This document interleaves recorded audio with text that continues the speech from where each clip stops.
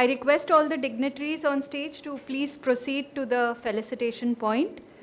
And I now call upon our dear moderators, Dr. Lavanya and Dr. Grivita Raikar, and honorable panelists, Dr. Vaibhav Keskar, Dr. Vijay Vishwanathan, and Dr. Nehal Shah on stage for bringing forth the very interesting and concerning topic of disharmony in dengue. Due to dearth of time, we will have our discussion very focused, and I request the other delegates to please keep the questions to the end. Thank you. Thank you, Dr. Deepa. For the want of time, I request our learned delegates to please cooperate and take the questions at the end of the session. Another disclaimer to be made, the topic is disharmony in dengue. So we have, the cases are dengue cases, proven dengue cases. So no controversy whether this is dengue or no dengue. So moving on further, just in brief, I request Dr. Nehal to touch upon the normal dengue physiology. Good evening, everybody. Good afternoon has become good evening now. And as Grivita rightly said, it is no longer food for thought. It's already food on the platter. Because we know this is dengue, it's all going to be about what we are going to do next. So coming back to dengue physiology, I think dengue virus is a very, very interesting, a very fascinating virus, as we all agree, that you will have a variety of presentations in an individual who is exposed to a dengue virus. It can cause any area of this thing. So initially when there is a bite and an inoculation of one of the 4 dengue viruses by a Aedes aegypti mosquito, it gets into the system, and the initial Langerhans cells in the dermis layer pick up the virus, release it in the bloodstream. You have the first phase, which is the viremic phase. Now in this phase, either the dengue virus may directly cause an injury to the cell, or it can indirectly cause an injury to the cell. When a virus is directly causing an injury to the cell, there's an endothelial damage. You get your typical macrophage activation, you get your platelets going down, destruction and all. And indirectly, the virus may cause havoc and disease by either affecting and activating the antibody responses, which is the antibody-dependent enhancement, as they call it. And thereafter, this can cause an array of symptoms that come up. You have antigen-antibody complexes, you have a altered complement activation, and you have all the symptoms regarding that. Or by the T cell activation, release of chemical mediators, and what they call the cytokine storm. So interestingly, it can behave in any way. You have an infection, but the infection may not go on to a disease. So you have an individual who is completely asymptomatic, or you may have an individual who is symptomatic, but with lesser symptoms, initially what they used to call the classical primary dengue fever, going on to a complication to a dengue hemorrhagic, or going on to a dengue shock. Now that's no longer the classification which is there. And now they say that dengue, basically you can classify into 3 broad categories. So you have a child who's having a symptomatic dengue, which can come to you either without warning signs, which we are all happy to treat, or it may have a dengue with warning signs. So for the general pediatricians sitting here, this is that crucial, critical period where we don't want to miss a dengue who's apparently looking good, is without fever, is walking, but is soon going to land up in complications and become a dengue with complications after the first week. So these are the 3 broad categories of dengue presentations that we can see. And often your serology and your hematology labs will correlate to these clinical presentations. The clinical pathological correlation as far as the labs and the presentation goes will typically depend on where your patient is coming to you in this period and how easy is it going to be to pick up a dengue in this period. With this brief, may I request Madam to just touch upon the pathophysiology of dengue and why some would behave differently? So I think, Grivita, this is exactly what we said, that when you get a dengue in the system, you have a primary viremia, and either by direct cellular damage, you get the entire lot where you get a shock, or you have a massive bleeding, or you have a multi-organ dysfunction, or you have an indirect injury, either T cell driven, B cell driven, and finally you have a vasculopathy, coagulopathy, multiple organ cytopathy. But now coming to your main question, that why someone behaves very naive and somebody, this virus is doing malignant this thing. So there's a very interesting term, most of us elite audience here would be knowing about it. It's the original antigenic sin, as they call it, OAS. And if we need to define what this is, it's basically an individual's immune response in a particular setting where it favors the immunological memory that is created by one of the types of these viruses that have first infected the body. And then you either have an antibody-dependent enhancement, or you have an antibody-dependent cytotoxicity, or a flurry of cytokine release in the form of a hypercytonemia. So basically, in short, it is a interplay of three things in a triad. You have the dengue virus, you have the particular immune system of the host, how is it going to behave when this virus gets into the system, and third and most important is the genetic factor, the gene makeup of that individual. So as we say, inborn errors of metabolism, there's an inborn error of genetic system, immunology in these particular patients, which makes them behave in one way over the other. In short, also to emphasize that a child who has been, or an individual who has been exposed with one strain of a dengue virus previously in life could be a candidate where we as general pediatricians can predict some kind of more drama happening in terms of the clinical presentation. So, with this brief introduction of the pathophysiology and the clinical classification, we'd like to go ahead with a case-based discussion, a focused case-based discussion. So, madam, we have a 12-year-old female child who had complaints of fever since 4 days, nausea and reduced oral intake since 3 days, and reduced urine output since 3 days. Child had generalized weakness, giddiness and abdominal pain since 1 day prior to admission. So, how would you go about in this particular child? So as a general pediatrician, the first history, which is of 4 days with fever, a little nausea, reduced oral intake, is very typical and would be like any of the run-of-the-mill viral infections. But now when we come to a reduced urine output since 3 days, this is a 12-year-old female child, and let's take this correctly on the face value, not with a pinch of salt. It's not just because the oral intake has gone down, has the urine output gone down. I believe this is a pathologically reduced urine output. That is one thing that we need to keep in mind. And now a generalized weakness and a giddiness. So giddiness is again one striking feature. It's just not a reduced intake and a thing of a typical viral. But here you have the other system involvement now coming in. Are we looking at giddiness because of a low blood pressure? And in this child, now there is abdominal pain coming in since 1 day prior to admission. So I think this typical viral looking thing is continuing now into some kind of a second phase of maybe a complication. And because there is no other history that there is fluid loss, this giddiness, this low blood pressure would mean that there is some kind of a sepsis shock coming in, there's some kind of an intravascular volume compromise, some kind of an impending shock coming in. Maybe that is what we can make. Okay, and you have a dengue NS1 positive. Yeah. So typically you have a 4-day history. And this is one thing that we need to take back, that when we are looking at dengue serology, there are always debates that what day of life, what to do. But various studies now prove that sending in a panel of all three, so your antigen, your IgM and IgG, at a particular time of presentation will yield the highest sensitivity. And if you're looking at a shorter turnaround interval, then doing a rapid card test, obviously financially is better, you get the results quickly, is a little better compared to, of course, a more definitive ELISA, because it's going to take time, But again, your NS1 typical is going to start rising within 24 hours. And by the time the child comes to you on day 4, day 5, you are going to have an antigen NS1 positive that we see in a typical primary dengue.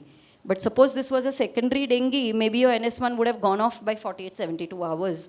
And you would have been in that serological window, that phase where you would have missed out. Your NS1 would have been negative. Your IgM is going to start rising from day 6, day 7. And thereafter, it's going to stay for 14, sometimes even 3 to 6 months. And in fact, IgM dengue therefore remains a very, very non-specific in certain febrile illnesses that we see, typically when the child is asymptomatic, because it is probably a past asymptomatic dengue that's missed. And IgG obviously is going to come up after 14 days. So here we have an NS1 positive, which is an early antigenemia, an early dengue, and of course the malaria antigen is negative. Yeah. So with this background, the child was evaluated, started on IV fluid, but child continued to have worsening warning signs, as madam has already described about abdominal pain, giddiness and reduced urine output. Child did not improve and she was referred to us. When she came in, she was conscious, alert with tachycardia and tachypnea with poor peripheral perfusion. BP was nearing 50th centile, but child has poor peripheral perfusion and she had a petechial rash. So, like the child, do you think the child is progressing further from dengue with warning signs? Absolutely. Unfortunately, probably that critical period is missed. And this is typically one take-home message that all us working in the office as a general pediatrician should see. That even if your typical dengue is okay for afebrile for 24-48 hours, call for a follow-up. Look at the general well-being of the child. The child has a fever defervescence, but the mother is saying, you know, he's very down, he's very dull, he's quite lethargic, his activity is not good. And you call him and you pick up this. You have a wide pulse pressure, even though your BP is in the 50th, but the pulse pressure looks a little wide. You have a peripheral pulses and your peripheries which are cold, so your CRT is already compromised. You have a tachycardia. So the tachycardia is again a sign of impending hypoperfusion happening. This is typically like a compensated shock. So your dengue is already gone into that second phase. Respiratory rate, 45, a 12-year-old.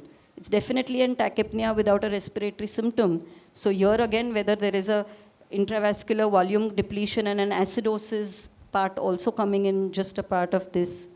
Yeah. So along with the clinical, as the clinical evaluation is ongoing, we got the labs at the outside hospital. So madam, can you just... So 21 is what he came with? 21st is outside. Outside, and yeah. this is what we did. Yeah. So we can see that already there is a jump of the hemoglobin and the hematocrit, almost 18-20%. So this is not a simple hemo concentration. Probably we are into a leak now. We are into a third space leak. We are into a capillary leak. WBC is okay if you are just going to look at the face value, but again the platelets have gone down. So here you have a child whose hematocrit has gone up and the platelets have gone down, which is again one of the criteria of a symptomatic dengue fever with warning signs. The category of that moderate dengue fever. And now if you look at the LFTs, the OTPT are almost 4 figures. They are quite high. In absence of an underlying chronic liver, the albumin 2.7 also speaks of a third space leak now. So you're looking at an acute liver injury also in this child. And yes, so this child has gone into maybe a dengue with a compensated shock and a liver involvement already coming in. Yes. So the child progressed from a child with warning signs to a child with compensated shock with liver involvement.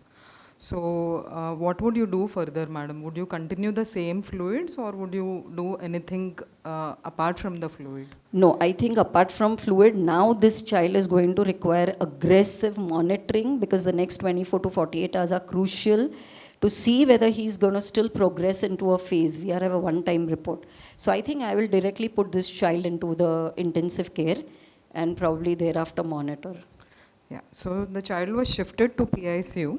She was continued on IV fluids and colloids were also started. Child was started on oxygen. Child seemed to be stabilizing with reduction in tachycardia and blood pressure also seemed to be stabilizing. And peripheral perfusion seemed to be improving with good CRT and pulses were well felt. Child continued to be tachypnic with reduced air entry on the right. So along with this, we have repeated the labs as well. So can you discuss about the labs, madam? Is the fluid management appropriate? This is on the same day you've done. Yes. So this yes. is quite alarming. Your 17.9 has gone down to 13.9. So 4 gram% depletion in the hemoglobin. A little unlikely to just happen because of your good fluid management, I feel.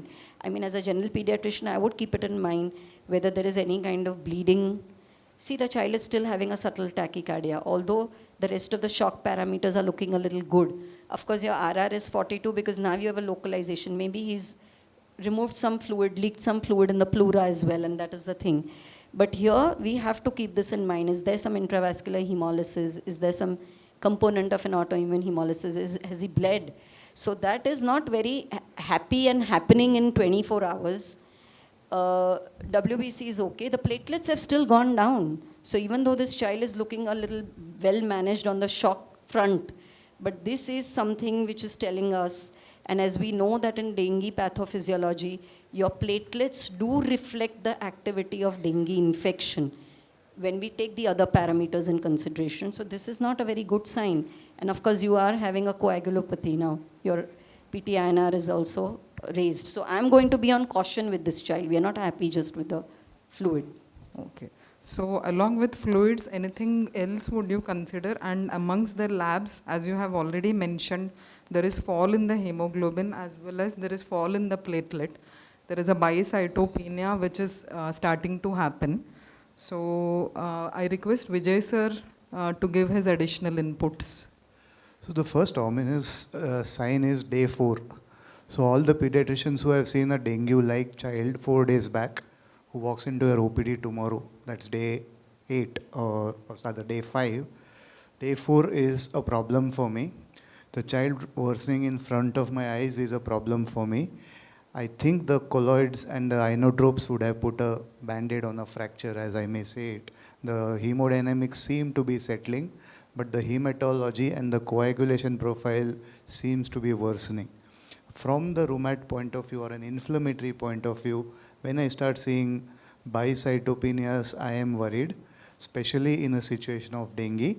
Keep a watch for the other organ involvement, because I can see already an SIRS kind of a story setting in, which the next step would be logically MODS, which is nothing but HLH or MAS to me. So I will keep a close watch for any worsening of the problem which we already have and addition of any other organ, especially the CNS, the kidney, lungs, etc. So as we were worried, the child started worsening. She started becoming irritable with waxing and waning sensorium.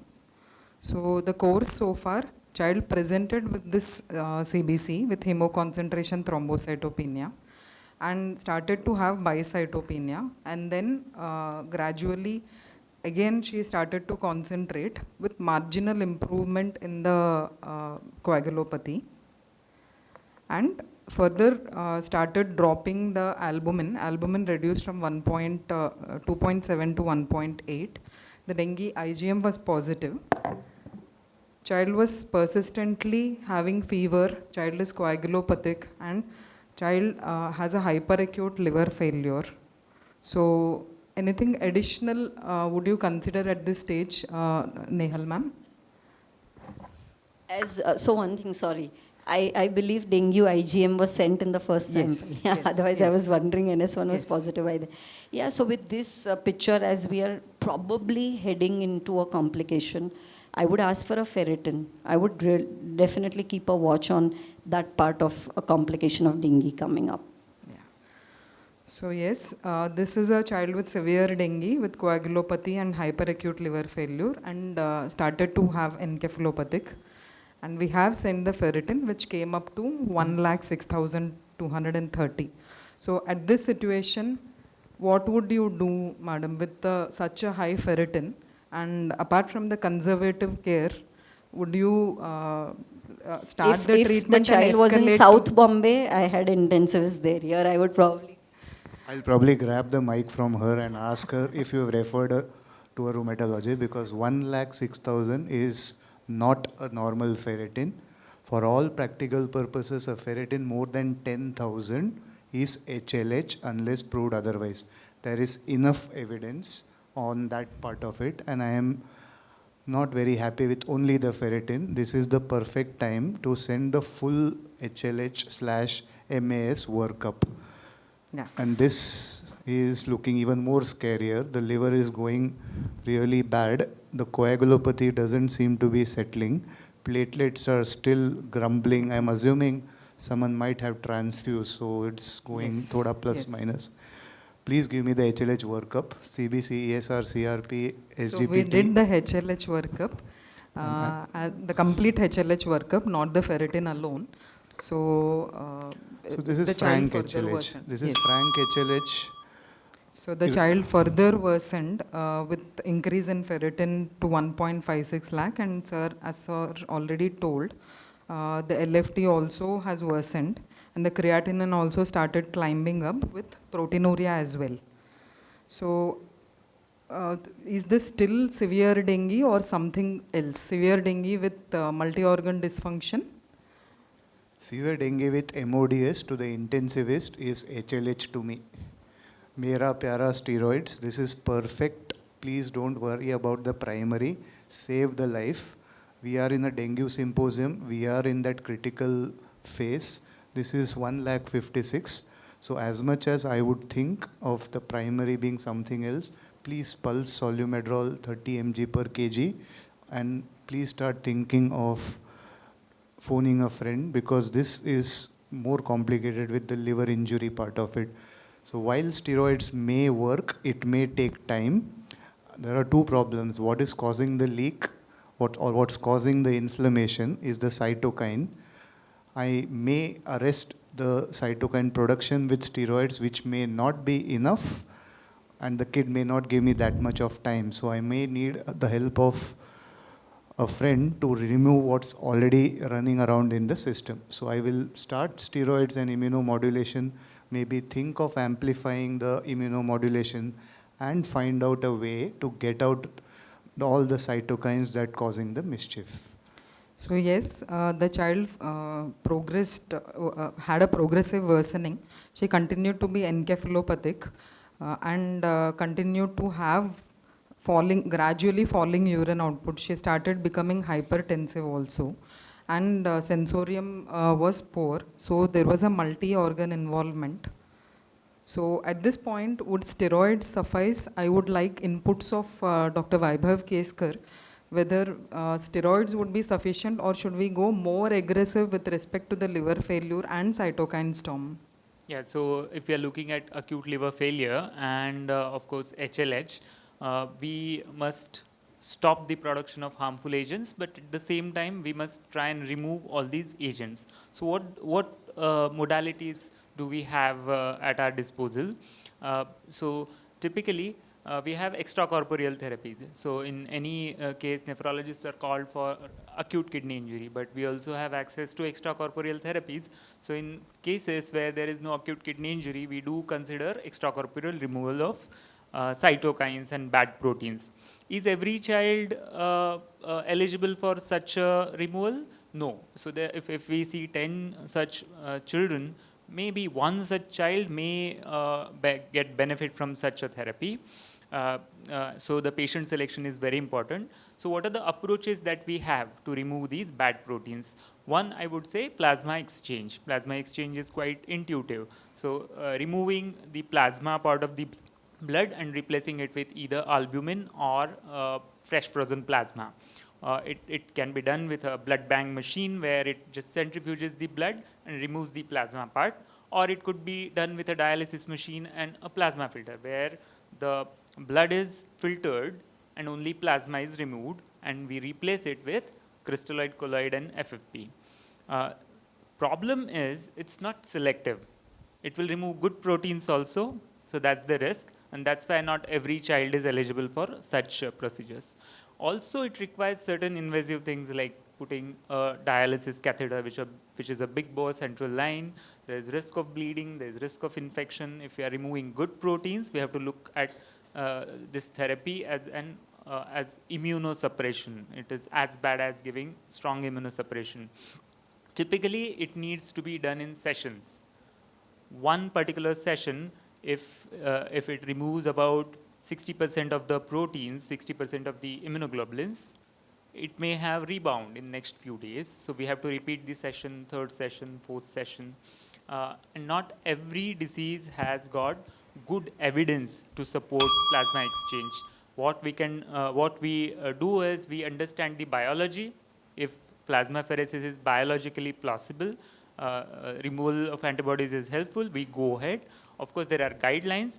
In this case, there is acute liver failure, which is one of the indications to go for plasmapheresis. So that is one thing which we can consider. There are several papers which guide us about the indication and procedure of plasmapheresis. We can just refer to one such paper and we can find out the indications. Next slide. So yes, sir. Plasmapheresis, as you have suggested, it is for the liver failure as well as cytokine release in this particular child. Do you recommend any other modality apart from plasmapheresis? Say the child has encephalopathy, child has hypertension, child is behaving like a child with raised intracranial pressure. So do you think plasmapheresis is too aggressive? Should we resort to some other modalities? So when children are who are in say circulatory shock, have acute kidney injury, they have fluid overload, of course we think about renal replacement therapy in such a case.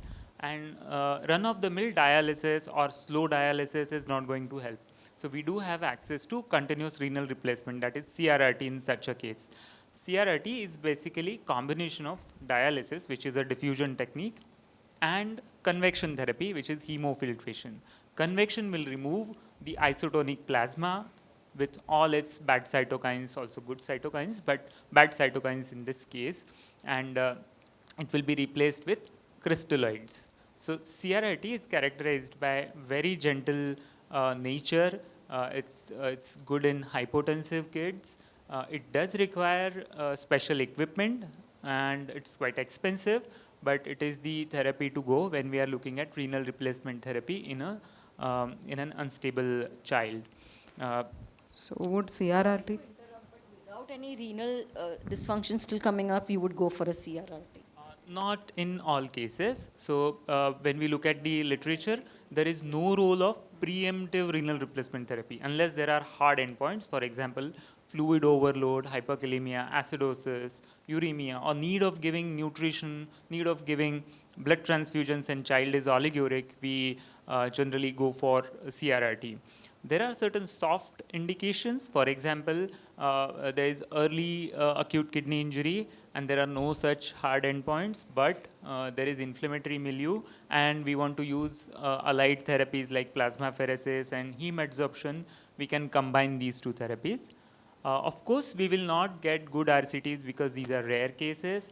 No one is going to go for RCTs in such a scenario. So many times it's the combination of common sense, availability of equipment, and overall nature of the sickness.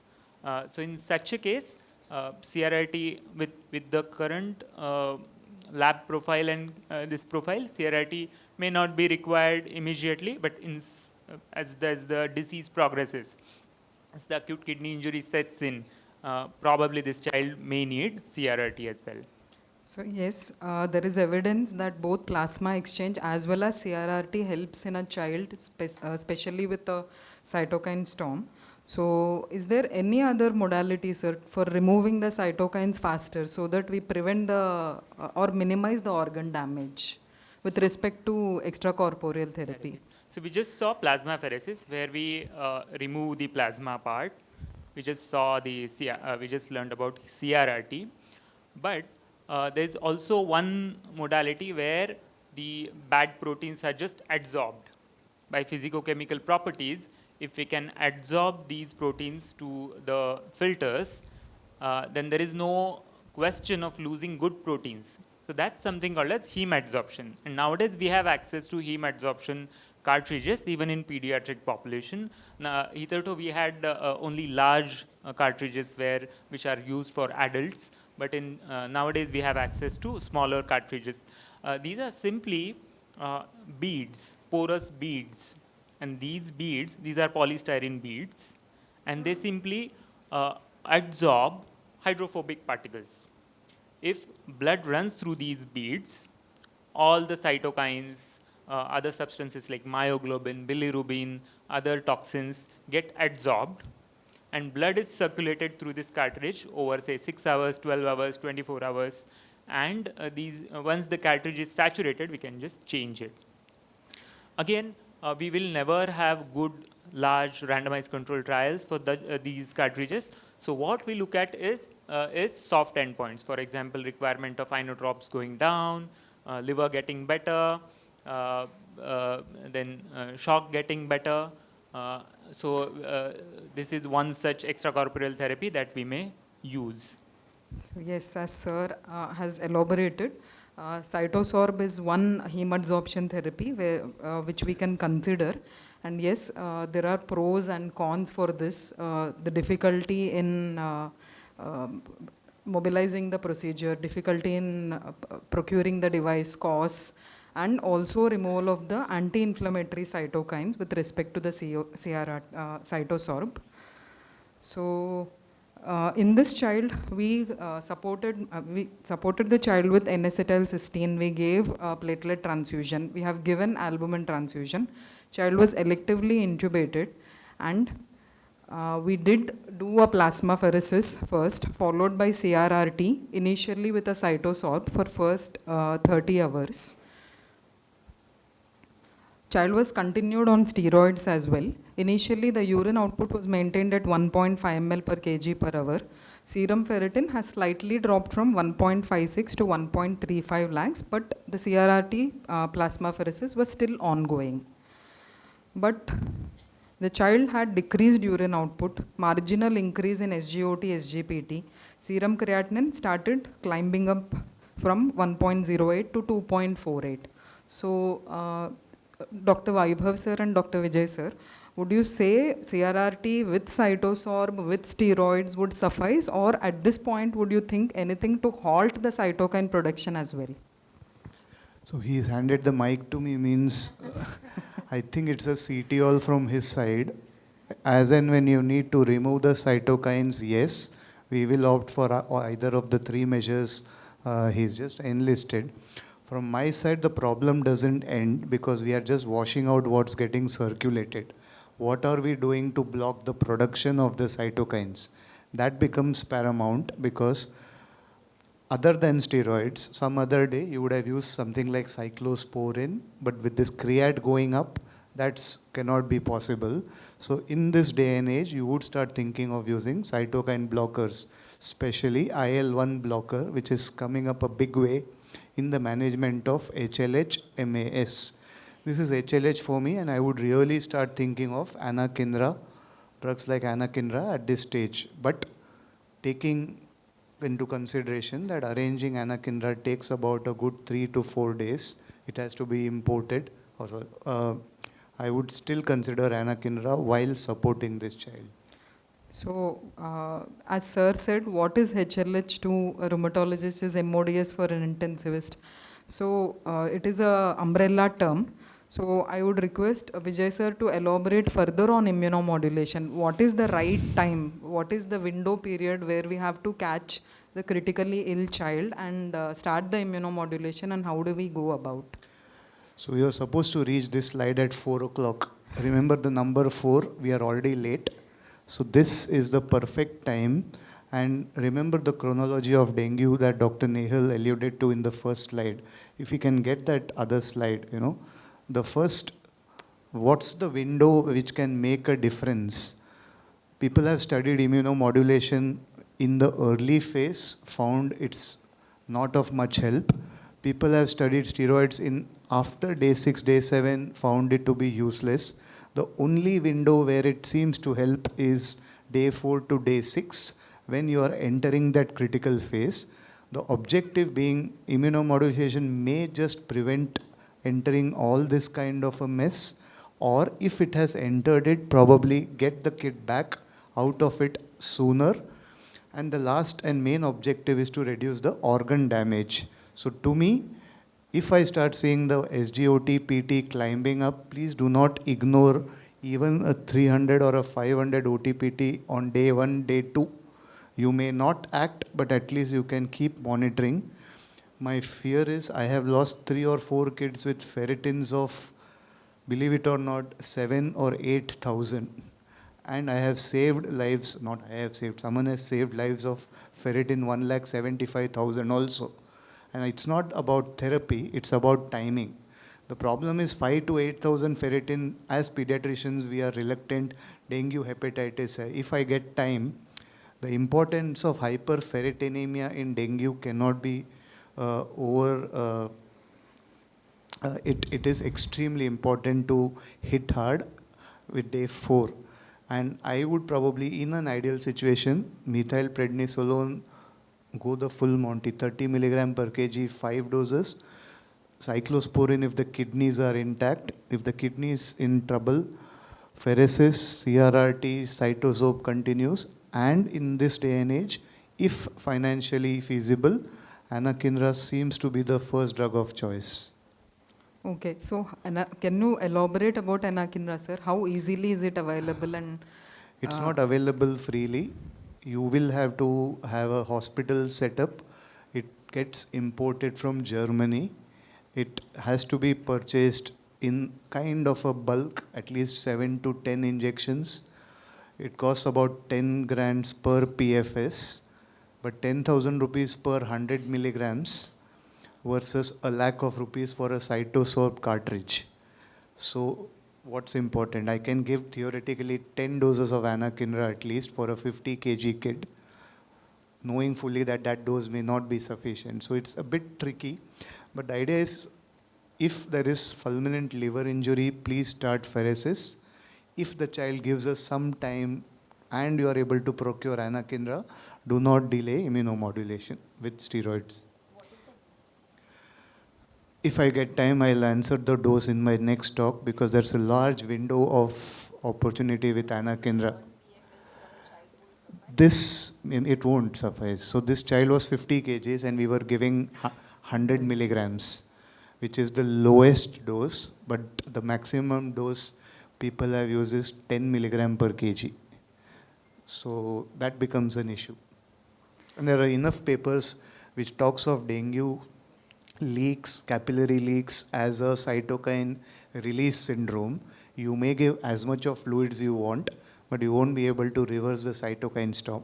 So hitting at both, it's almost like pediatrician is the plumber. It says pani pilata rahega, nephrologist nikalta rahega, and I have to be the the person who keeps plumbing the holes to put both of them at ease. So maintaining fluid is important, but picking up subtle signs and being proactive is more important while managing these kids. so, as sir said, yes, picking up at right time, the critical period is important. So, to stabilize the child or minimize organ damage, yes, extracorporeal therapy is the one which is recommended, followed by immunomodulation. In this child, the clinical condition, along with the clinical condition, the monitoring of labs showed gradual reduction in the ferritin, along with plasmapheresis, CRRT, and anakinra. We initially did CRRT with cytosorb, and post that we procured anakinra. And another problem with anakinra and extracorporeal therapy together is whether the medicine will get washed out in the extracorporeal therapy. So one second, the most important thing in this slide is you notice the ferritin, 156 to 134 with one cycle of pheresis. The minute you introduce an IL-1 blockade, that's a dramatic fall in hyperferritinemia.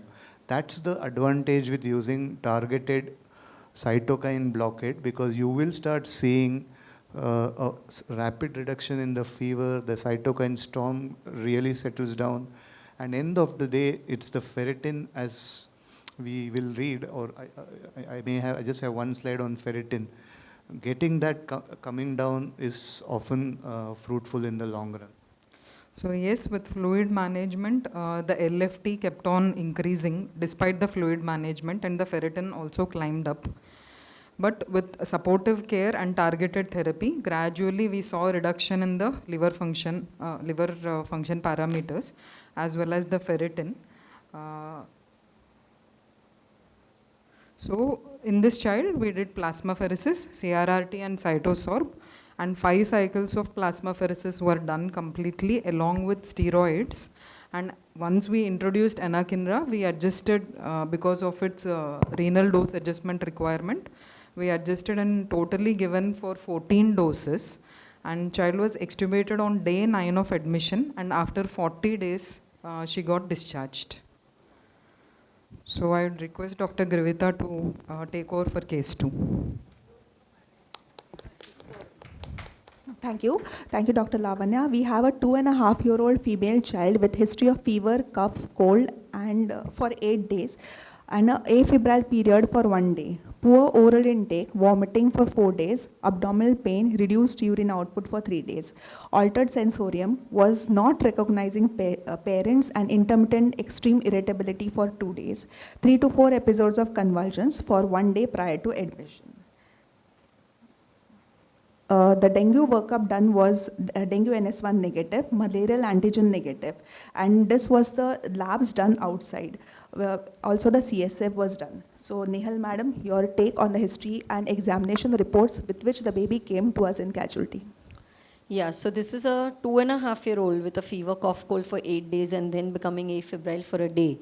So initially, of course, we would like to have an elaborate pattern of fever. Why we know that this is something which is to do with dengue for sure.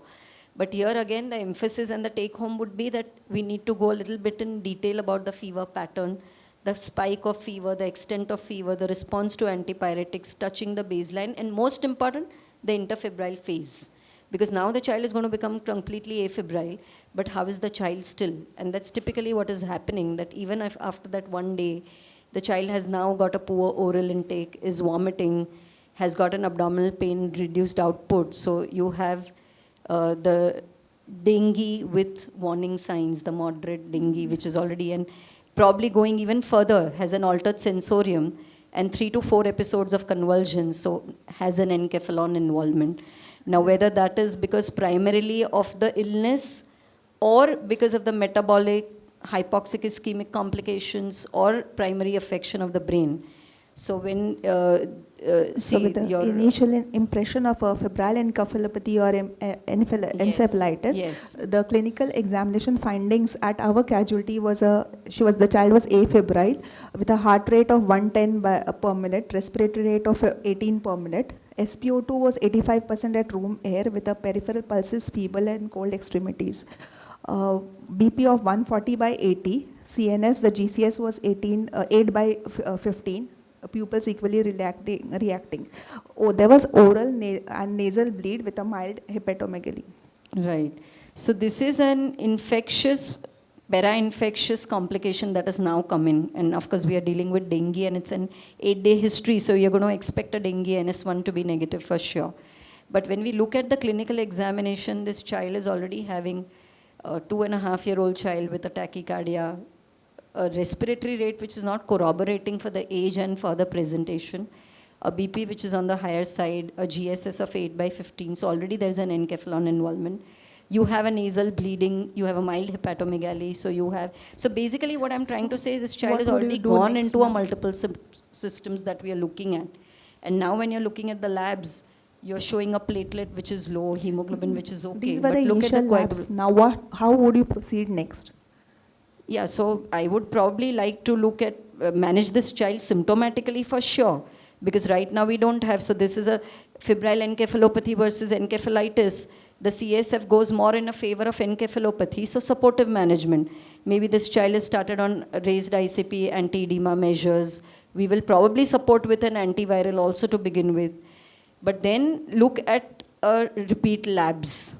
This is the previous presentation. So I would look at a repeat labs and see what is happening over the course of time. Yes. With the above complaints, the child was treated with antibiotics, the way madam you mentioned, syrup, fluvir, injection, 3% NaCl, managing with anti-raise ICT measures. During transportation, again, the child had 2 convulsions with an ongoing nasal and oral bleed. MRI brain was done, which showed post-infectious encephalitis and toxic encephalopathy. So your wish is my command. Dengue So IgM, here we have yeah. the reports. So this is what we need to take home for serological interpretations, and I think always the dengue serology has to be seen side by side, in such cases at least with a CBC.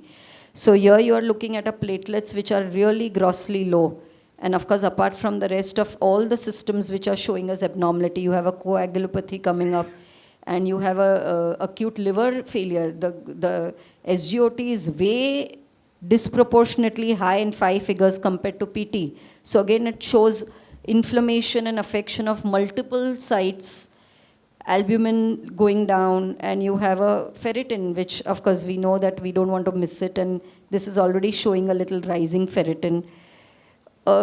Yeah, so this is typically a complicated dengue that we are seeing. So we are dealing with a severe dengue in acute liver failure with coagulopathy and encephalopathy. Vijay sir, would you want to add anything more? Please add methylprednisolone. To me, this was never a viral encephalopathy because viral encephs generally don't have such bad LFTs right at the onset. This, even if it was not a dengue symposium, it is some hepatotropic virus. The fever makes it more interesting, and the only thing good about this investigation chart is the CRP is negative. Remember, someone may just ask, why am I ranting out HLH with a normal CRP?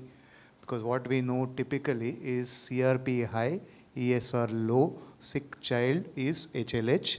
The only exception to the rule is dengue. Like you have a lupus patient, which is usually CRP naive and ESR high.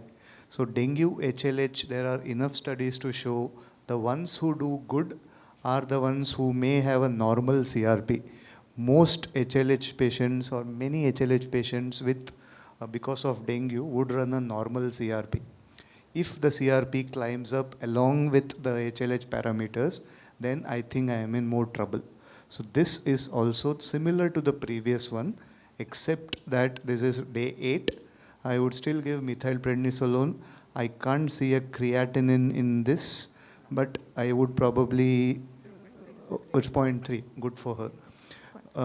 I will still hand over the mic to Dr. Vaibhav and Parmanand and Lavanya and get the things exchanged. Affording, affording, plan anakinra in advance, similar like the previous. Hope and pray that the plex will work in this case. So Dr. Vaib. Just one comment, sorry. So for few like us who are sitting apart from somebody dealing with both the things, this is a very good point, and which has also been observed in clinical practice, that when we're looking at these children on day 3, day 4, and they behave like a dengue versus a lepto versus a chikungunya now, a lot of variants that we've been reading and coming in, malaria. But what is the striking feature, as he rightly said, the CRP.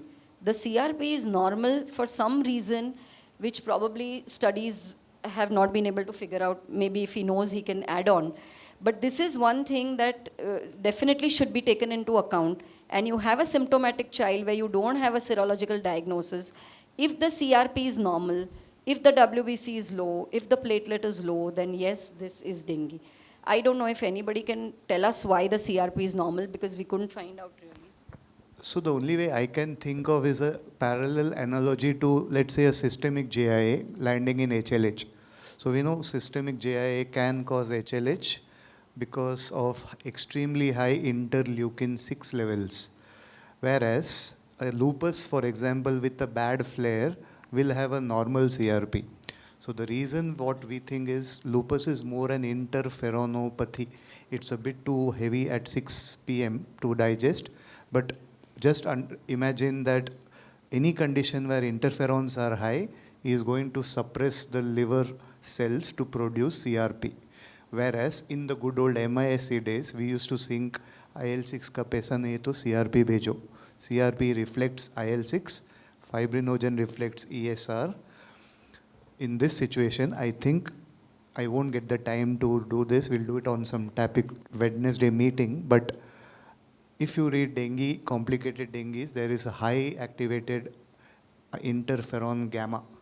So interferon gamma is probably the reason I think it suppresses the hepatocytes from throwing out CRP. So I think CRP lovers, this is one point that we can justify doing a CRP in this. Rule out an HLH based on a normal CRP in a dengue situation. So convinced with our diagnosis, Dr. Vaibhav, what more would you want to do for I this have patient? one question before we can proceed. With a toddler who has oral bleeding and is so sick, how confident or how worried you are giving 30 mg per kg of prednisolone, methylprednisolone? I think this child has more chances of dying because of HLH than the steroids. So my mentor used to say you can get pregnant only if you're alive till 18. I think you can, in this a very bad situation any which ways. Had it not been dengue, I would have been concerned. I wouldn't be so bold if it was, let's say, a Wilson or something which is a quiet story. This is acute. This is following a febrile story. You have given me a dengue, and I think some other day, if this ferritin would have been 24,000, I wouldn't have been surprised. And I am scared of these kids because this lack of confidence or this overconfidence, I'm not overconfidence, ते शहाणपण आणि दीडशाणा बोलतात ना. I would want this child, if you are not confident giving steroids, then remove the cytokines because this is ALI for me. Start plexing the kid. I may give 1 or 2 days of 2 or 10 mg per kilo. Again, if time permits, Dr. Bhavesh has given me 3.5 minutes to explain this 2, 10, 30 ka mystery. So Dr. Vaibhav, what more would you want to do? So unlike the previous case, here ferritin is not very high, but what is striking is there is acute liver failure, and in acute liver failure there appears to be a role of therapeutic plasma exchange. Of course, the evidence is quite weak, but apart from supportive care, this is one thing which we can do. The logic is it will remove some of the protein bound toxins till the hepatocytes recover and take over the excretory function.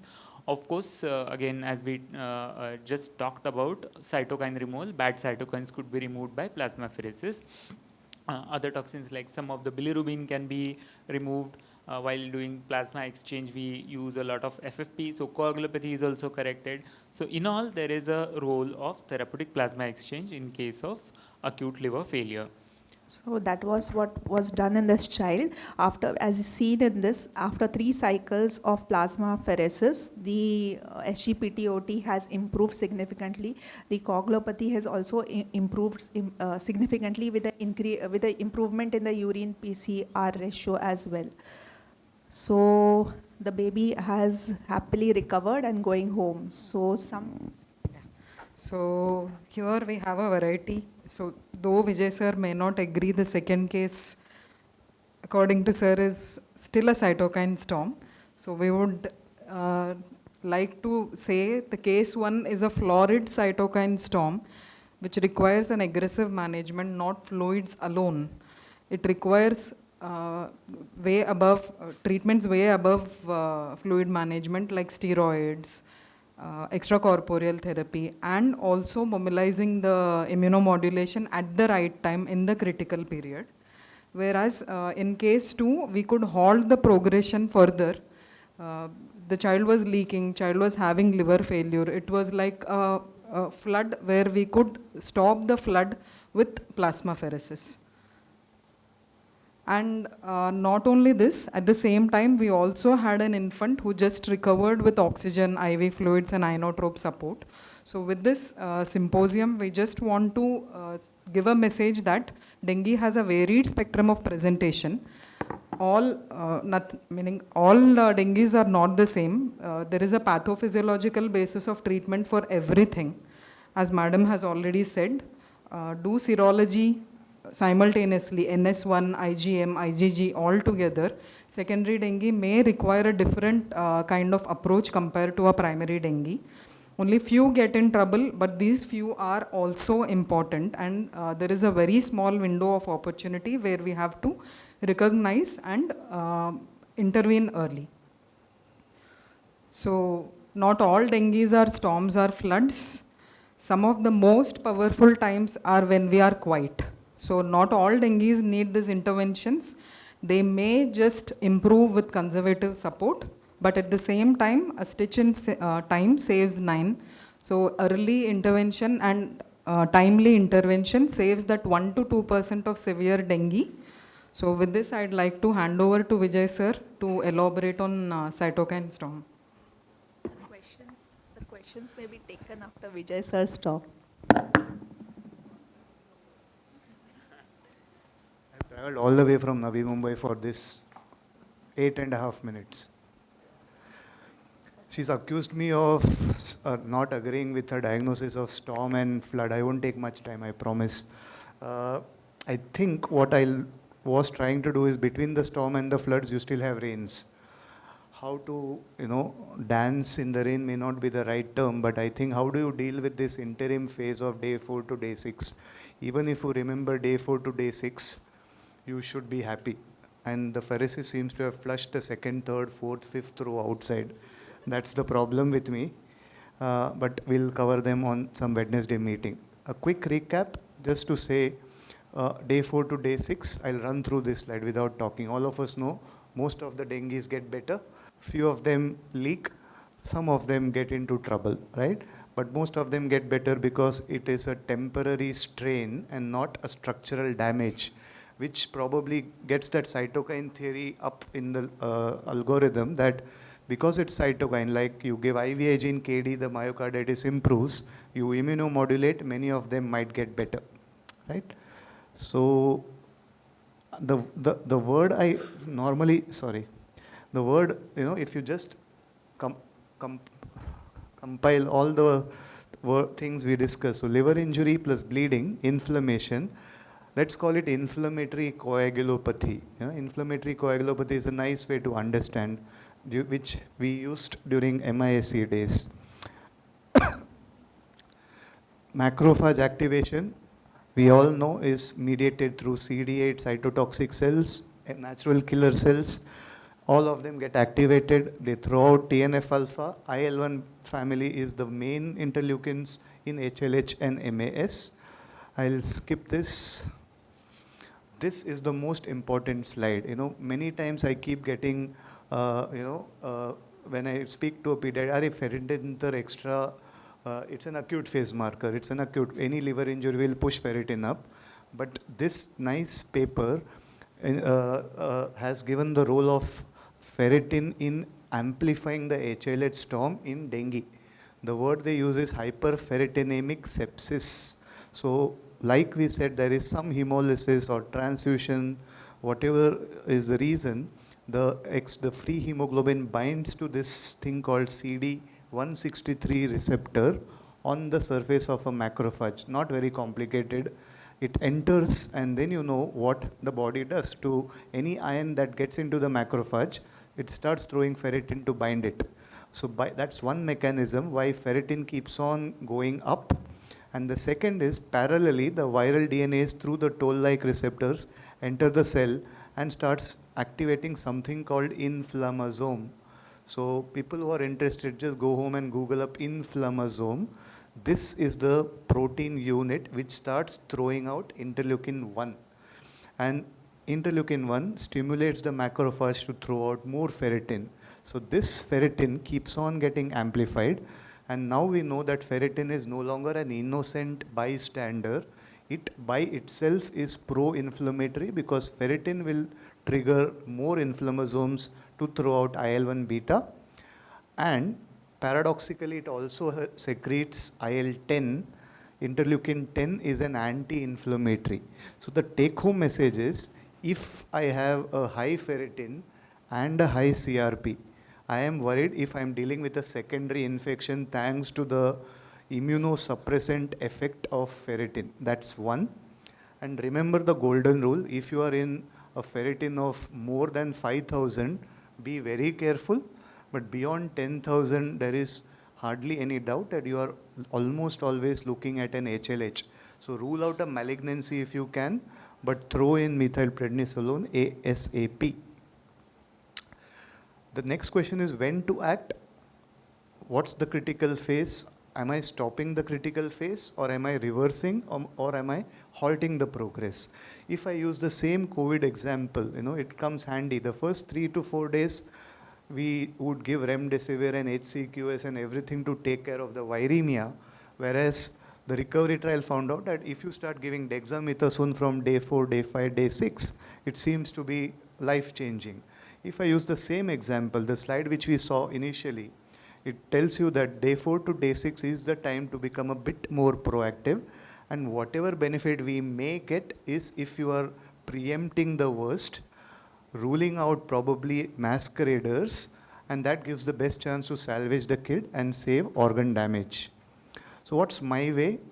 If all these kids would have referred to me, first thing is always a suspicion, and the best thing is ABCD.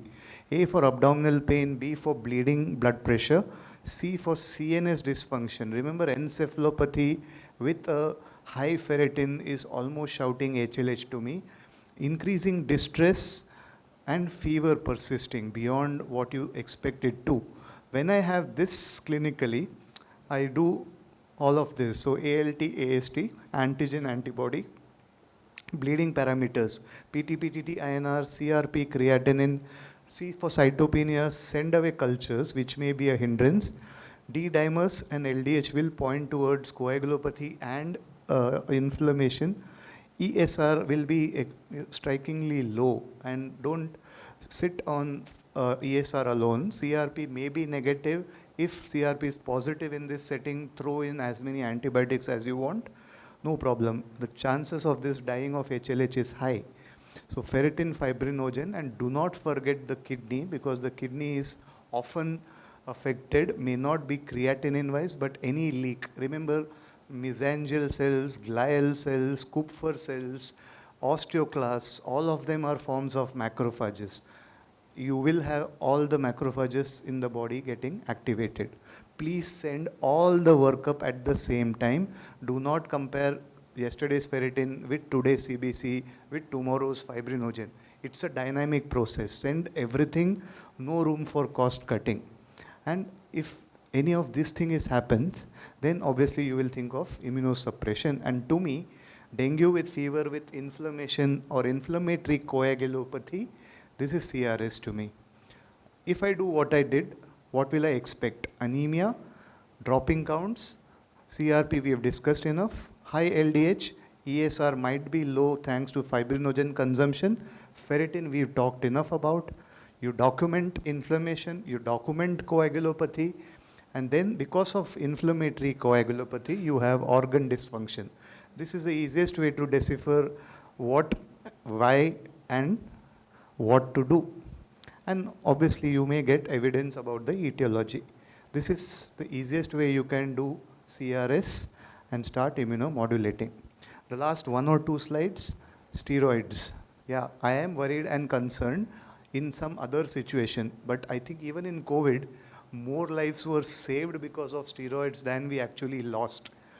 There is a theoretical possibility that this child has a staph or an enteric or whatever, but a ferritin of 156, you discussed steroids in the previous case. CNS is filled with tuberculosis, you are still throwing steroids. So this is an emergency.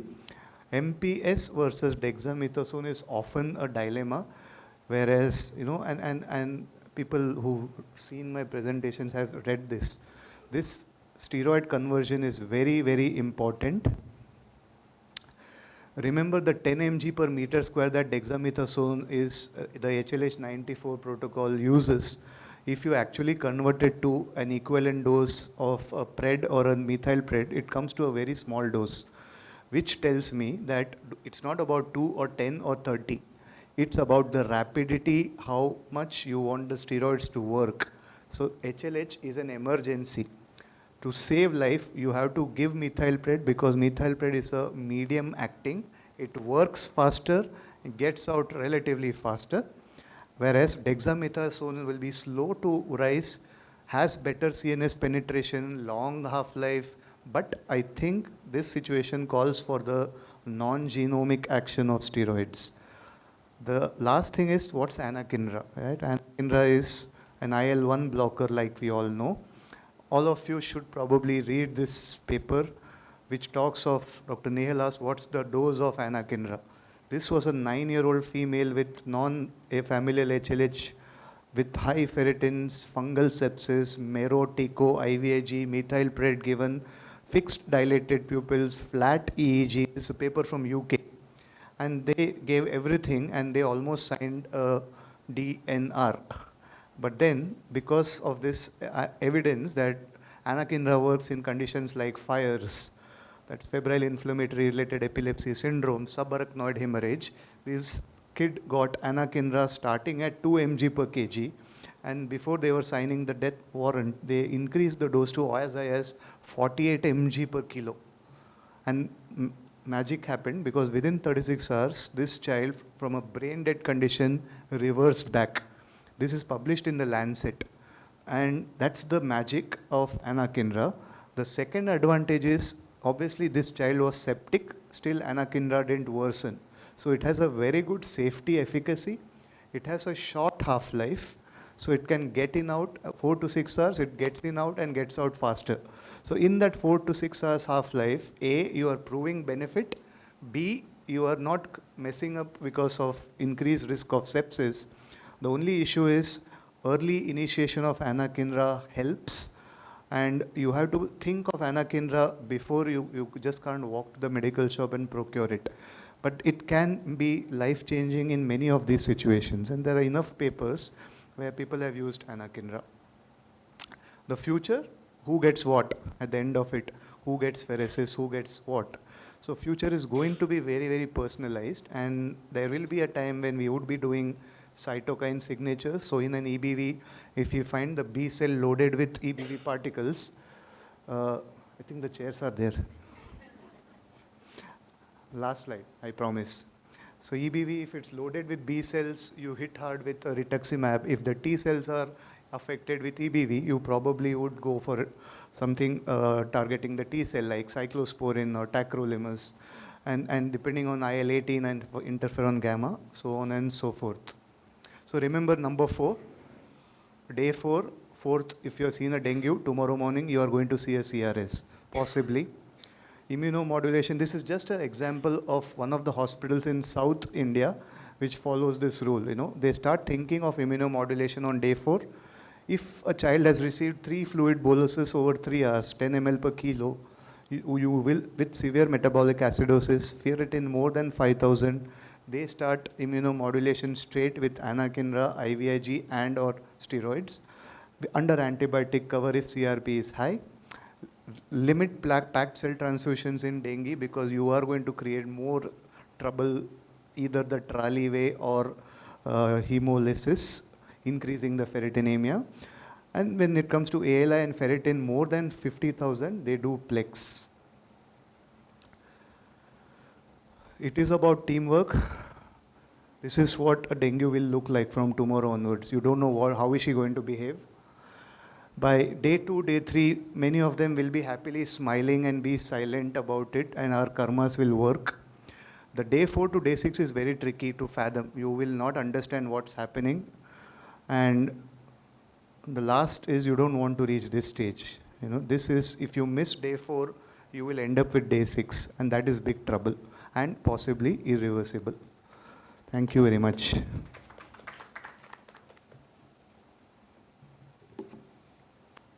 Thank you, sir, for that really wonderful presentation, telling us about the timely interventions and the take-home messages, sir. Thanks a lot. And I would request all the dignitaries to please proceed to the felicitation point.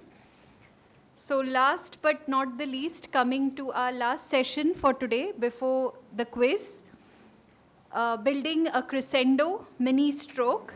For the session, I would like to invite our moderators, Dr. Deepti Kumar and Dr. Amruta Bhaviskar, our dynamic panelists, Dr. Ratna Sharma ma'am, Dr. Omkar Hajidnis, and Dr. Sandeep Kelkar, sir. Over to you, dear faculty. Good evening, everyone. Thank you for your patient listening. So we are going to keep the case very short. We can. So I'm presenting a case of a 14-year-old boy who presented to us with history of weakness of left lower limb lasting for 2 hours. He was experiencing tingling sensation and numbness. There was paucity of movement, and he was having a tendency to fall down on walking. Similar 4 episodes have happened with him in the last 5 days, and each of the episodes were approximately 30 minutes with complete resolution of symptoms in between. Apart from that, there was a history of just 2 episodes of loose motion 5 days prior, semi-loose small quantity. So in negative history, there was no fever, vomiting, headache, abnormal movements, rashes on his body, trauma, intramuscular injections, any triggering factor, any visual symptoms, or history of travel. Past medical history. This child was a known case of palmoplantar psoriasis. For the last 2 years, he was on medication on and off, immunomodulators and immunosuppressant, methotrexate, isotretinoin, tofacitinib, and topical calcipora. Birth history and development history was normal. Immunization history was normal. In family history, mother had history of recurrent deep vein thrombosis, unprovoked, and she was on anticoagulation for the same for the last 3 years. So at this point, I want to ask my esteemed panelists, Dr. Sandeep, what could be the possible diagnostic possibilities after this history? First of all, I think many thanks to all of you for waiting so long. It's been really a long day. Yeah, you counted it, so you could count it, yeah. Yeah. So to start with, I think we'll go to the first slide. Go back to the first slide. Yes. Yeah. So this is a 14 years old adolescent boy who has come with a transient, recurrent focal neurological deficit involving left lower limb. And it has been, there are a few episodes which have been happening. One episode which has lasted for 2 hours, and the previous ones lasting for 30 minutes. So I would like to know more about the episodes themselves, because I can see that these are recurrent and they are transient. So these episodes were, whether they were, really disabling episodes where, the child was completely resolved after the episode was over. How was the child, active and walking, and what is his, day-to-day routine after that? Then about other things, if the child was okay and total resolution was there, then was there any other parameters like, visual disturbances along with this, any amount of dysarthria, some ataxia also, along with the neurological deficit? So can you put a little bit? So the child was, in between the episodes, he was absolutely normal. Okay. So if that is the case, then probably what we are dealing with is kind of a transient, recurrent weakness, that is neurological deficit, which is, lasting for initially 30 minutes and then 2 hours of probably some stuttering course which is happening. But there is definitely, monoparesis here, what we are talking about. And go to the next slide. And of course, this past medical history, we are not sure whether right now, whether it is contributing to all these things, because there has been some chronic skin condition, psoriasis, and the child is on treatment. But then family history is, mother who's having recurrent DVT. Was mother investigated with, more about this DVT, and anything was found out in that DVT? Cause of or etiology about the DVT? So the mother's further history was not known. Not known. So probably what we are dealing from the history itself, if we have the steer kind of thinking, then anatomy, pathology, and probable etiology, right? So anatomy here is, we have a left transient recurrent monoparesis. Probable pathology, seems to be because it is, waxing and waning and absolute resolution. So some vascular component here, either ischemia or something. And etiology may be some, because there is a family history, maybe some thromboembolic episodes or something like that. Just from the history, I think that can be, initial pointers. Yes, I'll just make one point. A child who had psoriasis and they took the child to the doctor. The child had 4 such episodes and they didn't take to the doctor with the first episode. That's a little odd. Second thing, and what I would say is when pediatricians see patients on medications for different reasons by different consultants of different faculty, we should actually look for all possible side effects. Because you never know what is going. These are not usual medications given to children, right? So it's best to look at the possible side effects in a scenario like this. With a family history, if of DVT or any family history of thrombosis, early myocardial infarct, stroke in the family, always look for the possibility of similar thing happening in the next generation. And the child can present with a different form of thrombosis. So you need to understand that a family history of all your pediatric patients that you are seeing, if they come back and tell you so-and-so passed away with young age MI or had a stroke, jot it down on the paper because this child is also going to be under your surveillance. And if he's on medications by any other doctor, always look at the possibility of a side effect which needs to be monitored. Sure, madam. Point taken. Yes. On case examination, the child was averagely built, nourished, alert and active, no obvious distress, vitals were stable with a heart rate of 76, respiratory rate of 18 per minute, BP 120/80 and saturation 96 at room air. On physical examination, it was normal hydrated, skin was normal, no pallor, no icterus, no cyanosis, no lymphadenopathy. BMI wise also he was good. Case examination, chest bilateral air entry was equal, normal breath sounds. Heart rate wise it was normal, regular, no murmur. Abdomen was soft, non-tender, no organomegaly. Child was alert with equally reacting pupils. Motor wise normal with a good muscle bulk. Tone in the left lower limb was 2/5 and deep tender reflexes were normal. Sensory wise he was normal with no evidence of meningeal signs. Normal cranial nerve examination, spine, back and joints were normal. So as Sandeep Kelkar sir had initially told, like it looks like a transient monoparesis. So we come to conclusion of left lower limb monoparesis presently.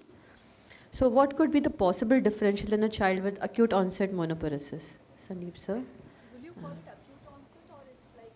It's a little subacute onset. Subacute. So just to sum up, I think in our history we have positive findings of neurology, which is weakness in the left lower limb and sensory symptoms which are numbness, which are there in the previous.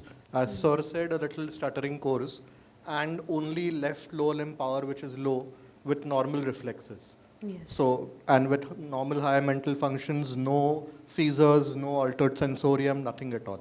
So I think it's a little confusing on both parts. So we'll have to think on both UMN versus LMN here, Yes. which is not clear on the examination yet here. And one more thing I would like to point out here is about history of migraine in the family, because migraine aura can come without headaches also, and then you can have monoparesis or some focal neurological deficit which can remain for some time, and so that is another thing which we have to keep in mind. So the differentials for the acute onset monoparesis, sir? Yeah, so being a transient and recurrent, there are very few differentials for this case because it looks like more of either TI-like picture, which is very rare in children but can be seen, or a kind of stroke, which is mainly ischemic stroke because hemorrhagic will present in a different way. But then just to have a list of case differentials for generally about monoparesis or something which is in evolution, maybe hemiparesis, monoparesis going into hemiparesis. I think TI is the first thing, and generally we see in children of age group of 6 months to 3 years. Embolic stroke, ischemias are very common earlier. This child is 14 years there is no history of congenital. So in this index case, this is unlikely, but congenital heart disease predisposed for, TIs. For example, complex heart diseases, complex congenital heart diseases, then infective endocarditis, post cardiac catheterization, all those things can predispose to cardioembolic ischemias. In this index case, probably hematological prothrombotic disorders will come on the higher on the list, whether it is sickle cell or some thrombophilia which is there. And another thing is vasculopathy. Moya disease can comes in similar way. There is the recurrent, transient hemiparesis or monoparesis or focal neurological symptoms which can come again and again having a stuttering course. So TI is one thing. Ischemic stroke is can be another thing, but generally stroke presents with a lot of damage, tissue damage, and hemiparesis more than monoparesis. But then it can be a stroke in evolution. So you can have initially focal neurological deficit and then going on to hemiparesis. And ischemic stroke, of course, can be there because of all these reasons which are there I mentioned above. There is 2 or 3 conditions which we have to keep in mind. One is post-ictal TORS paralysis, which is transient and recurrent, and you can have neurological deficit which remains for a small short duration of time. But in this case, index case, there is no history of seizures unless it is unwitnessed, in sleep or something, and then you can have focal neurological deficit. Another thing is focal cerebral arteriopathy, which is another thing which comes post chickenpox, and it's known as post varicella angiopathy. Migraine aura is another thing which is another differential where there may not be history of headaches, but then it can come just as focal neurological deficit. Rarely multiple sclerosis, which is generally a disease of 3rd or 4th decade, but can present in children very rarely. And of course, just to complete the list, all other things which in index case we cannot see because all these things are mainly, lower motor neuron where transverse myelitis and of course spinal cord tumor can present, but generally it is more progressive with gradual onset. AV malformations can also have because of vascular compression and hemorrhage also. Infectious, of course, you can have flaccid monoparesis in polio, but in this case it was the index case, it is totally different presentation. But just to add to the list, viral myositis, there will be severe pain, and then there will be history of fever also before that. Hypothalamic periodic paralysis, generally it is symmetrical and it can episodic weakness, and this is generally triggered by exertion. And just to complete the list, conversion. Rarely we can have convergent disorder presenting with episodic focal neurological deficit, and ultimately it is related to stress and psychological factors which are underlying. So I think that just completes the DD of this case, but generally speaking in this case looks like some TIA or some ischemic stroke in progression. What would you shortlist it to?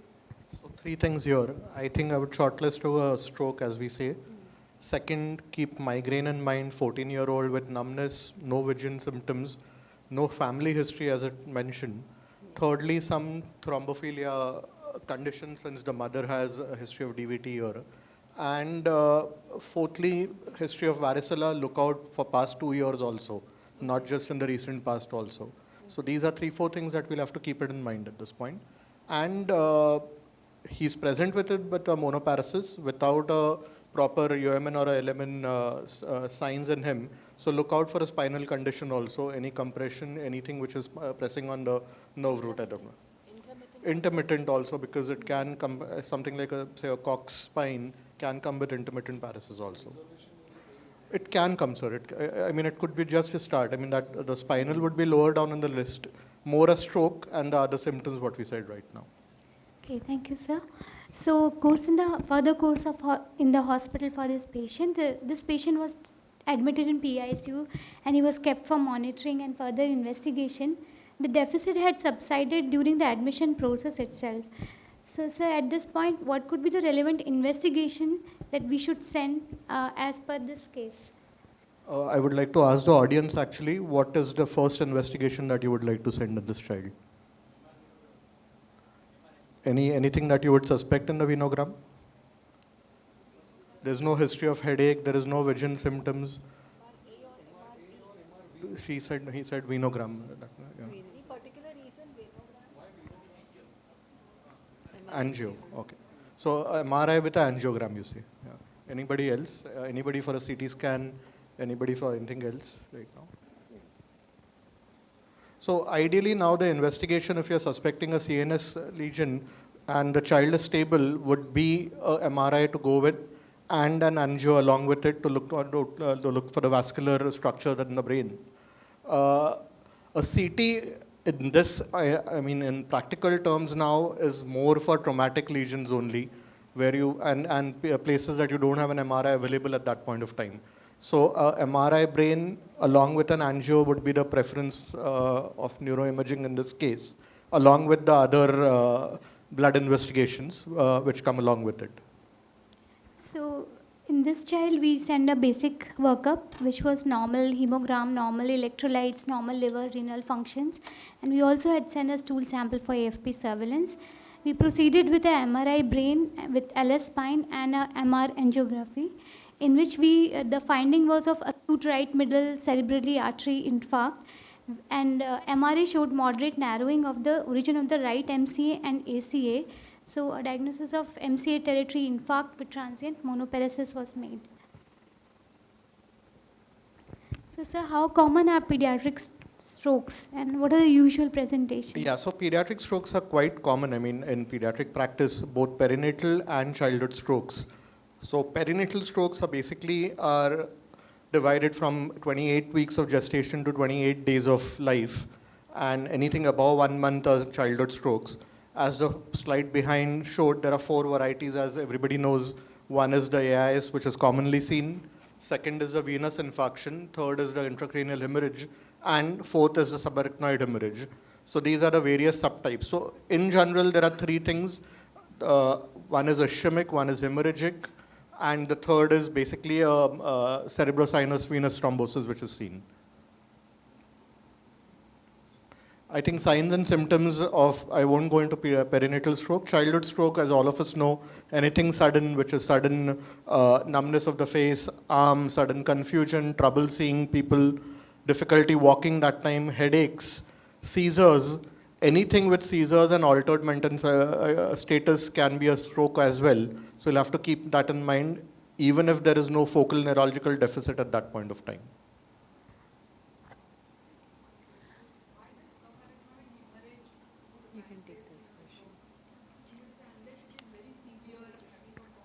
It causes an hemorrhagic stroke. It comes under the hemorrhagic stroke variety. You have ischemic stroke, which will get converted into hemorrhagic stroke because of venous congestion. So you may start off with the ischemic stroke. Most of the time you have a ischemic stroke, which is converted into a hemorrhagic stroke. So you may actually have thrombosis as the etiology, but the patient may present to you with hemorrhage on the imaging. Yeah. Subarachnoid hemorrhage per se. So why would it manifest in stroke? I mean, Achha, you mean the clinical presentation, why it should be like a stroke? That would why depend should on it be the, like a stroke for a subarachnoid hemorrhage? No, it's basically a backflow, the venous thrombosis, which is giving rise to the, so it is sinovenous thrombosis with subarachnoid. Etiology is the venous thrombosis. Which will be the reason for the stroke. But actually the underlying Fine. etiology is the Fine. ischemia. So I think we have answered this question. We have already answered this question. So, you want to elaborate? So these are the various, so preferred is the MRI. These are the various sequences in the MRI. The diffusion weighted imaging and the ADC correlation is basically to detect an early stroke, what is called as a hyperacute stroke, which is detected within 6 hours. So the whole purpose is detecting a stroke early, because thrombolysis, though still not in children, not done so much at this point, is coming up big time, usually used now case-to-case basis about 12 years of age. Personally, we have not used thrombolysis in this point of time, but in the next few years, it's going to come once the studies establish its role in pediatric stroke as well. These are the images. We'll not go into details of this. So what are the common mimics of stroke that one should remember, especially when dealing with the children? This is very important, especially when the child comes in the ED, emergency department, and you have to act fast and maybe do hyperacute, reperfusion or whatever treatment you have to give. So there are few stroke mimics which we need to understand. First is, of course, Bell's palsy is one thing where you have a presentation where one half of the face is involved, but then that lower motor neuron and upper motor neuron, and you can differentiate between Bell's palsy and focal neurological deficit because of stroke. Then another thing is migraine aura, of course, which I have mentioned just now, which can present without headache. Then there can be, which is complicated migraine. Then we have seizures. Todd's paralysis is another thing, which is, there may be witnessed or unwitnessed focal seizure, which can give rise to post-seizure, post-ictal phenomena. And then you have, focal neurological deficit, which can remain generally it remains for around 20 minutes to half an hour. And then sometimes it can get prolonged, but generally the alertness and responsiveness comes up early when there is Todd's paralysis. And of course, metabolic like hyperglycemia, hypoglycemia, rarely, encephalopathy or MELAS, which is, mitochondrial encephalopathies which can come. And other drug toxicity, and in this case, probably index case, we have used, the child was using one of the biologic for a long time for psoriasis, and that can precipitate, if there is underlying some thrombotic condition, it can precipitate ischemic stroke like symptom. But then other stroke mimics are, of course, multiple sclerosis, and convergent disorder is one of them. So the course in hospital, TAPICON was started in view of the infarct. 2D echo, USG Doppler of the lower limb was done, and the neurology opinion was taken. EEG was done, and oxycarbamazepine was started in view of multiple episodes and presence of area of infarct.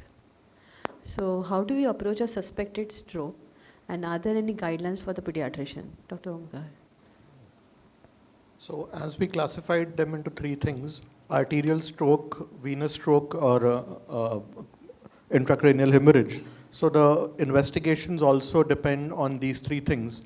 For an arterial stroke, we would get a basic investigation done, find out on the MRI what all these things are, and then going to the thrombophilia profile and other things at that point, which Madam will come into.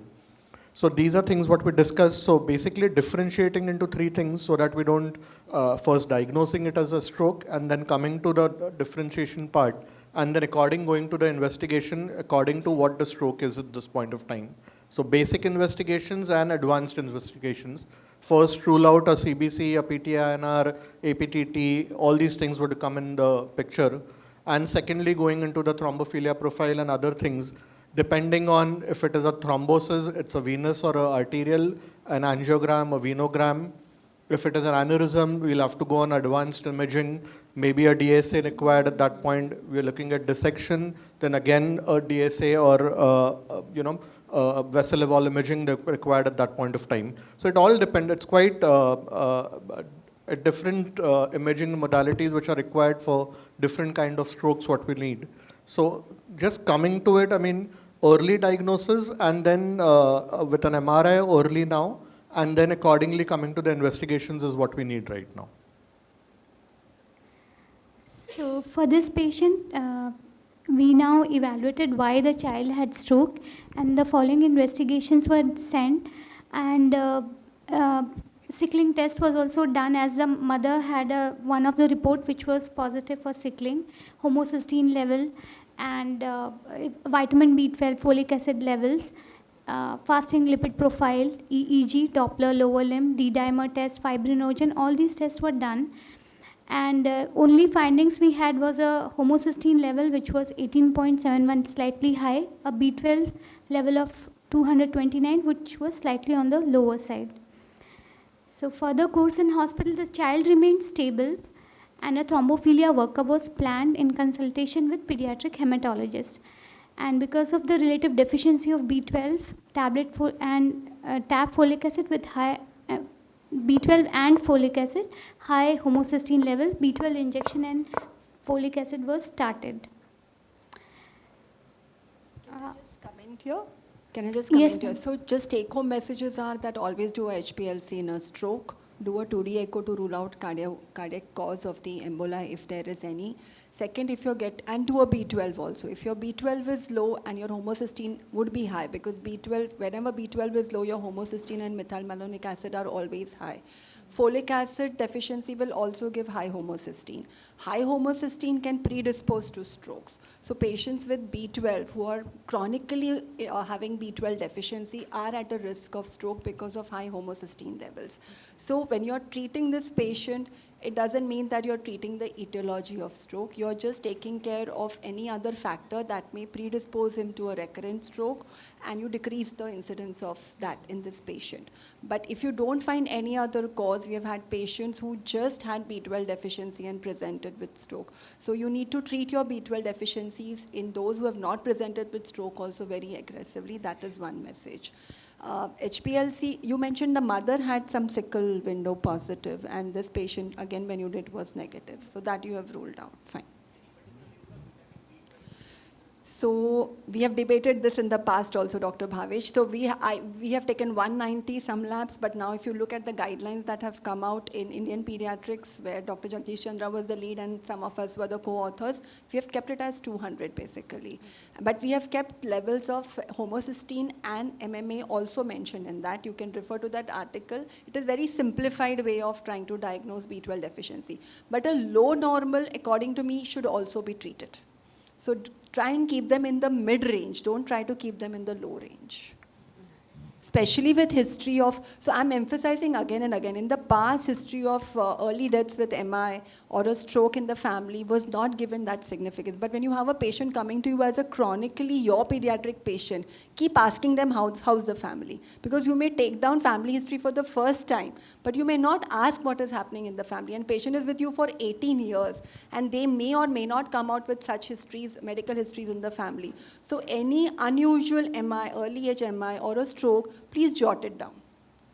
Because those early deaths of MI in the past, where people didn't even work up, now you can do thrombophilia workup in the family. You know, they will say, oh, my uncle also passed away at early age, my father. So that means they need to be investigated. And now you have ways to investigate causes of thrombophilia and put them on medications to prevent the continuity of such a history in the family. It's the same, but if you have a neurological manifestation, it has to be injectable. So even high homocysteine runs in the family and they don't know about it. So patient came again after 6 days with the complaints of numbness and tingling in the left upper limb, sudden onset after sleep, lasting for 40 minutes. No deficit on examination after reaching the hospital. So there was a repeat MRI which was done, which was suggestive of acute right MC infarct, and no new infarct was found. So at this point, how often is recurrence of the stroke? Is repeat imaging needed after first episode? So it all depends on the etiology of it. So recurrence of stroke is common, and imaging recurrence is, I mean, you need to repeat the MRI if you have a new symptom which is evolved, which is not matching, or a new, we are suspecting a new stroke in the child. This child, we are also suspecting in the beginning, considering TIAs, we are suspecting moya, other things also, because he presented with TIAs over 3-4 days at that point of time. But there was nothing new which came on, so probably this was the course which was going on, and only ecosprin was maybe not helping or helping, we don't know at this point of time. But yes, coming to your question, recurrence of stroke is common, and it is anybody with a single stroke has a recurrence risk of having it at that point. So arterial strokes, arterial ischemia always give aspirin. venous ischemia or venous thrombosis always give low molecular weight heparin as the first thing. Why we don't give low molecular weight heparin in arterial ischemia is because of the risk of hemorrhage is high. It does not mean that you cannot get low LMWH to these patients. It's just that the aspirin will take care of no recurrence. But if it recurs, then you can opt for adding anticoagulation in the form of low molecular weight heparin. So all over the world, you will see in adults and pediatrics, first arterial ischemic attack, they will always give aspirin. Low molecular weight heparins are reserved for the venous, but you can add on in pediatrics because you don't have the studies for the other oral anticoagulants. So in this patient also, now low molecular weight heparin was also added. The child remained stable in the hospital and learned how to administer low molecular weight heparin. NGS for thrombophilia and whole exome sequencing was planned and was sent in consultation with pediatric hematologist and neurologist. He was put on injection vitamin B12 regime, 1000 microgram given for 7 days, and on 8th day folic acid tablet, followed by 6 weeks of B12 weekly, followed by monthly for 6 months. Injection enoxaparin and tablet ecosprin was given to him. So ma'am, you've already answered a bit of this question. How do we decide choice and duration of anticoagulation in such patient, and how do we monitor these patients, any anticoagulant target? So aspirin doesn't need to be monitored. We don't monitor aspirin. For low molecular weight heparin, there are guidelines to monitor factor 10A activity, but it is not a must. Because you can do it after the first 4 doses and document that you have achieved a desired factor 10A activity. But in most of the patients, we achieve a desired. So it is not a norm to always document it. But if you are that type of person who wants to be very sure, then you monitor it and then you escalate the dose if required and just continue with the same dose. And the safety in children, the risk of hemorrhage is very less as compared to the advantage it's going to offer in terms of no recurrence of thrombosis. So ma'am, how much duration shall we take? Duration in arterial, if you want to give where you don't have a cause known, you have done the thrombophilia workup and you have not found a cause, generally with the risk of recurrence known in the first 2 years, the guidelines are to give for the first 2 years and then stop. If you find a cause, then it's like you need to sit and discuss what is the cause, what can be done in the long run, screen the family also for those things, and discuss with the family whether they would want to go on lifelong versus wait for another episode to decide about lifelong. Guidelines say lifelong if you have proven a cause. So for this patient, we were able to get the report of whole exome sequencing, which showed a heterozygous autosomal dominant mutation, thrombophilia due to protein C deficiency. And thrombophilia workup was also done, which showed a protein C activity decreased. So when you do this type of workup, you should take it with a pinch of salt when you do it at the time of thrombosis, because your protein C, protein S gets utilized in the thrombus. So it can be falsely low, and this is very borderline low.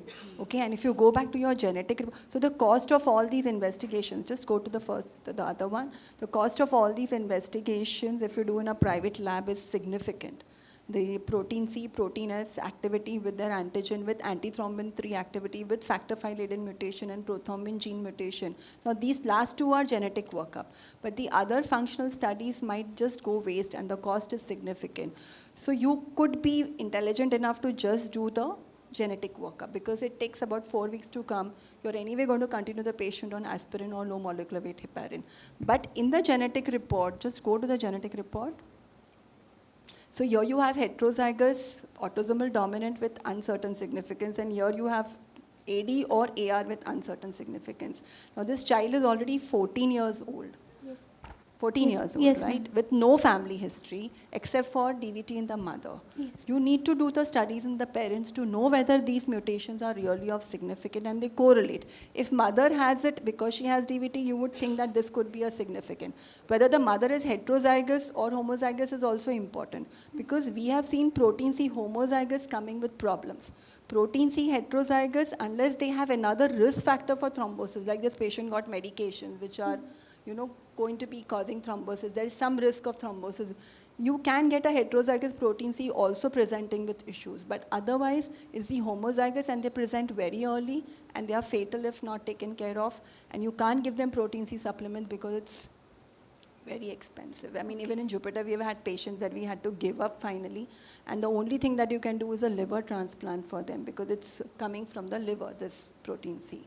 So it's difficult to treat them. So again, ma'am, Yeah, you can support, but how long? We supported one patient who came as a hemorrhagic stroke. We supported FFP. Family continued to give FFP wherever they were. The child grew to about 1 year of age and came with purpura as well. They had those skin manifestations. We lost the child. I had one protein C who came in the neonatal period with retinal hemorrhages. They classically present in neonatal period with that. Anyways, for this child, I think we'll have to do parental genetics and we'll have to do a protein C in the mother and a repeat protein C after 3 months in the child. so ma'am, you have already told a little bit about thrombophilias, but is it, how common is it? And are there any guidelines to, for a suspected case of thrombophilia? So if you're going to be very alert and doing thrombophilia workup in patients who don't have any other cause of thrombosis, you will start picking up more inherited thrombophilias when you take a detailed family history. So it's tip of the iceberg, whatever is known as the prevalence. Regarding guidelines, yeah, there are standard guidelines. Anyone can refer to them about anticoagulation role of aspirin. So those are very standard guidelines. Even all of you can go through it and they are just to be implemented. And what about the timing of sending the, can we send it in acute stage? So or I just told as you, told? if you want to, if it comes low, very low, yes. Okay, and if it comes normal despite the thrombosis, you know it is not a deficiency. But if it comes as borderline, then it is very difficult to interpret. And as I told you, the genetic workup would be a value for money at that So time. ma'am, genetic workup would be a better option in such cases. So final diagnosis was possibility of inherited thrombophilia, protein C deficiency. This patient is currently on anticoagulation. It's been a year now and he's uneventful and is on discussion with thrombophilia experts, national and international. So to Dr. Sandeep, is it advantageous to do family survey in cases of inherited thrombophilia? Ma'am has also... I think Dr. Ratna has already answered. It is mandatory. It has to be done. And thrombophilia in children, the workup has to be done for 2 reasons. One is primary. There is something, or sometimes it can present as a secondary phenomena also. Underlying there are some, malignancy, hidden malignancy that can also give rise to, some thromboembolic episodes or thrombophilia. So for that also, we need to investigate thoroughly. ICU settings, when you're catheterizing the patient, it's not, no one takes a detailed history of thrombosis in the family. Usually they have a thrombosis and then a reference is made. It would be worth actually just jotting down the history of any thrombosis in the family, especially when you're cannulating patients, so that you know when there is a risk of thrombosis, you're adding to another risk of thrombosis in the patient.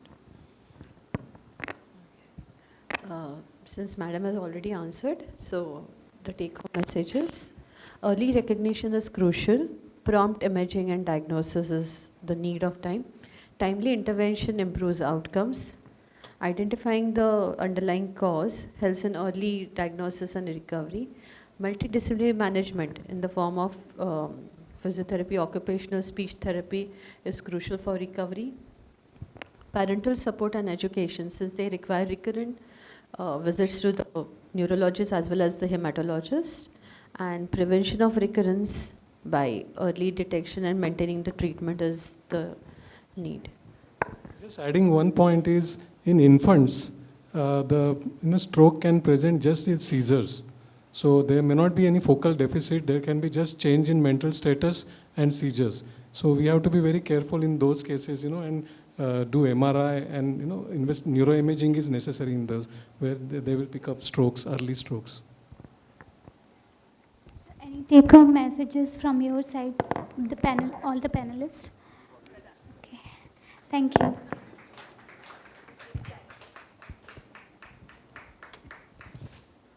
Thank you, everyone.